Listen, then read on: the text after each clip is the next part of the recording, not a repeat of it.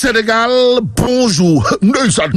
Voilà ce qu'il a lieu de dire en lisant Tribune Quotidien qui revient en long et en large sur l'inauguration d'un poste de santé dénommé poste de santé Moumidani Gueye du côté de Sanoussi. Et là, eh bien, Gatien Alama à Barangay de Média Afrique. En tout cas, Barangay de Média Afrique. Nitkoumar, sommes-nous tentés dire, le journal Tribune de renseigner que l'homme a tenu à immortaliser Moumidani Gueye Moussel Mi à Sanoussi. Que retenir autour de cet acte de haute facture, sinon celui qui est mis dans le Sissoubourg. D'après Tribune Quotidien ce matin, c'est Barangay de Média Afrique, c'est Barangay de Média Afrique et c'est Barangay de Média Afrique. Bon, à Barangay de Média Afrique, le groupe des médias dit en tout cas, Machallah, car. Bon, restons avec Tribune Quotidien qui parle de réduction, de réduction des subventions sur l'énergie. Et là, le journal du groupe des médias de nous apprendre que Tchaf dit ma famille dit yakrete. En tout cas, vers une hausse du prix de l'électricité, du carburant et entre autres produits, des hydrocarbures, donc carburés. Voilà ce que fait Tribune Quotidien, histoire d'indiquer la réduction des subventions sur l'énergie va augmenter inéluctablement les factures d'électricité. D'où l'interrogation de Tribune, à savoir, peut-il y avoir meilleur accès à l'énergie si les subventions sont réduites, tout compte fait. Les subventions vont être réduites de moitié sur l'électricité, le carburant et le gaz, avertit bien entendu Tribune ce matin. Le journal du groupe des médias de faire le point. À quel sujet? Autour de l'activité du côté du port autonome de Dakar. Et là, ça ne va pas. Alors là, pas du tout. Surtout que le journal du groupe des médias renseigne, décembre 2024, le port de Dakar enregistre une baisse inquiétante de son activité. De quoi dire Wali Diouf Bodian, toi aussi. Bon, retenons à ce sujet d'après Tribune Quotidien, un recul de 17,1% par rapport au mois précédent. Aussi, une diminution simultanée des débarquements relève bien entendu Tribune. Information que nous livre également les Échos. Le journal, en tout cas de titré, repère statistique décembre 2024, le port de Dakar chute dangereusement. Et le gros danger dans cette histoire gravite autour d'un fait clair. D'après le journal Les Échos, les recettes totales de l'État baissent de 234,8 milliards en décembre 2024. D'où l'intérêt de l'interrogation, à savoir, mais à ne pas recevoir, à ne solution y. Bon, là, ce quotidien toujours au chapitre des Tolof et des Diafé, économiquement parlant, annonce la renégociation d'un contrat avant de nous renseigner les recettes du terre. Train express régional en chute libre. Et c'est en toute liberté que Vox Populi annonce la reprise de l'assistance du FMI au Sénégal. En tout cas, après la falsification des données financières claironnées et tambourinée ça et là par les tenants actuels du pouvoir, Vox Populi de nous apprendre que le FMI pose une condition à Korobak et Sering Ngundu. Il s'agit de quoi,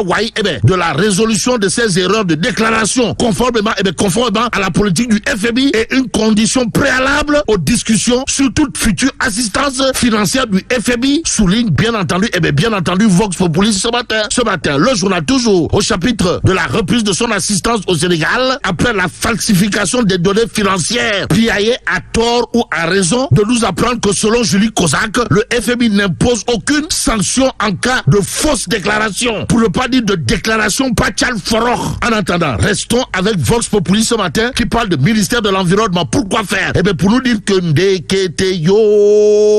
Ndeketeyo, ça sent le nefere Mabrour dans le tchaya de monsieur le député maire de Mbao. Vous le déconnez? Wallahi talaï. En tout cas, l'affaire des 45 milliards de francs CFA d'armement rebondit à l'Assemblée nationale, informe Vox Populi. Le journal de nous apprendre une commission d'enquête parlementaire réclamée Raking Taf et Johnny. Et c'est que le point actuel révèle contrat d'armement de 45 milliards de francs CFA. Le Parlement sort l'artillerie lourde, en tout cas du lourd. Voilà ce que nous livre le point info. Le journal de noter un dossier explosif, pour ne pas dire atomique. Bon, le député Babacar Diaye de la majorité suspecte une surfacturation. Voilà box, sont tout en train de dire. Que retenir d'autres autour de cette actualité sinon? La commande n'a jamais, au grand jamais, été livrée. D'après le point actu, le journal d'ajouter que Sawai Pros, l'apôtre du Bourroc, comprenait Ousmane Sonko, avait commandité un audit. Bon, rumeur, affabulation, ragot, vérité, fantasme et sarcasme. Le député Babacar Diaye propose une commission d'enquête parlementaire de cette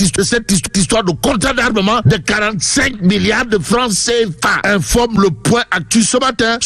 L'autre journal qui s'intéresse à cette actualité, c'est le Public. À la une du quotidien en question, on peut lire commission d'enquête sur et bien sûr un contrat d'armement de 45 milliards. La liquidation Raki Tak Taf Taf et Johnny Johnny, pour ne pas dire Soukat Moukad voir Ken de Abdou Karim Sall en marche. En d'autres termes, Sawai Abdou Karim Sall alias AKS semble assis désormais sur des braises, d'après le Public Quotidien. Le journal de nous informer sans surprise et sans surprise, Sawai, monsieur le député maire de Mao, visé après son clash avec Sonko à l'Assemblée nationale. En tout cas, à l'Assemblée nationale, bon, sans votre humilité, vous auriez été convoqué, comme toute votre famille politique, avait dit publiquement Ousmane Sonko. Rappelle tout simplement le public au journal d'ajouter quelques semaines après, la menace semble en exécution via le député Babacar Ndiaye de la coalition PASTEF, les Patriotes. Bon, comme Farbangom, la présence de AKS à l'Assemblée nationale n'est qu'une question de temps, comme le temps ne peut en aucun cas suspendre son vol. Et Macky Sall dans tout ça. En tout cas, le peuple continue de révéler à ça une aux affabulateurs et autres adeptes de Ngapatingololi et Sambatangay Akbademba. Bref, aux mystificateurs à gage et autres boutefeux, le président Macky Sall n'a reçu aucune demande de quitter le Maroc. En tout cas, le peuple quotidien de renseigner, mais quelle honte pour les calomniateurs. Ils ont sali le pays. Ils cherchent